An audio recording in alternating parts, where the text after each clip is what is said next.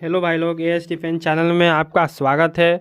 Geography का मैं भारत के पर्वत पठार का पार्ट 2 लाया हूँ आपको। ठीक है, भारत के पर्वत पठार। ठीक है, भारत के पर्वत पठार पार्ट 2 क्या पार्ट 2 लाया हूँ। ओके, चलिए शुरू करते हैं। छोटा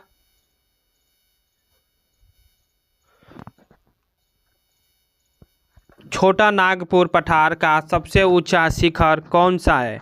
छोटा नागपुर पठार का सबसे ऊंचा शिखर कौन सा है? बताइए।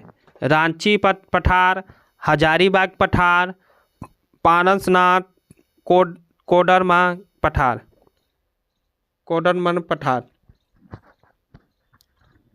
किसका है?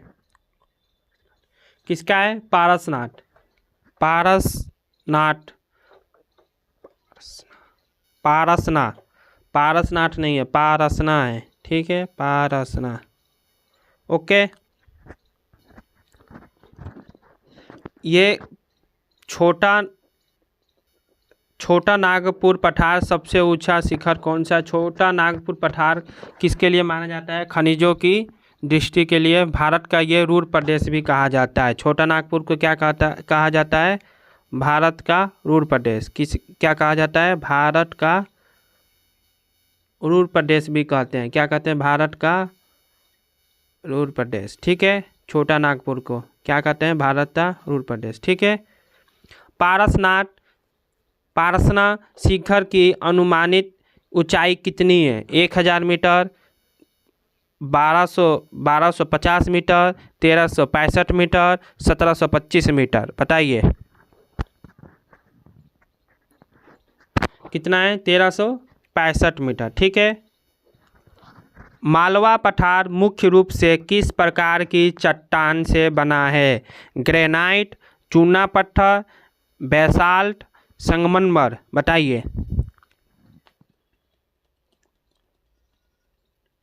किससे बना है? बेसाल्ट। किससे बना है? बेसाल्ट से। ठीक है,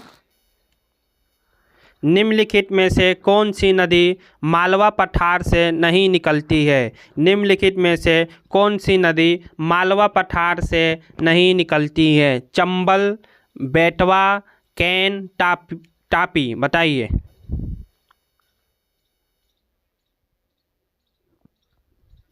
कौन है? बताइए। तापी। क्या है? तापी। ठीक, बुंदेलखंड क्षेत्र किस प्रकार के पठार का एक उदाहरण है? अंतर पर्वतीय पठार, ज्वालामुखी पठार, गिरपाद पठार, महाद्वीपीय पठार। बताइए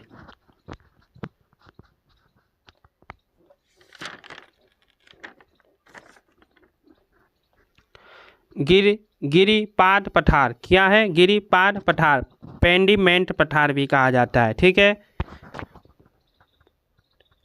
बुंदेलखंड क्षेत्र में प्रमुख रूप से कौन सा खनिज पाया जाता है? कोयला, लौह अयस्क, ग्रेनाइट, पेट्रोलियम। ग्रेनाइट। क्या पाया जाता है? ग्रेनाइट। ठीक है,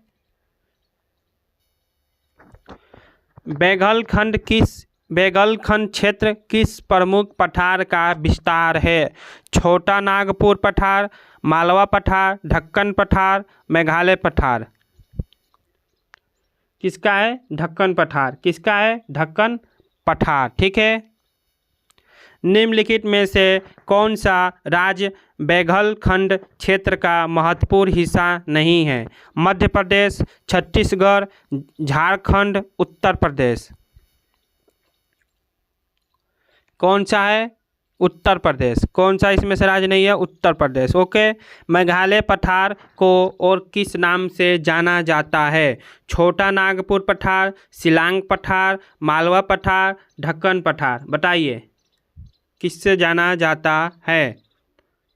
शिलांग पठार। किससे जाना जाता है? शिलांग पठार। ठीक है, शिलांग पठार। इसकी सर्वोच्च चोटी भी क्या है? शिलांग पठार ही है। क्या है?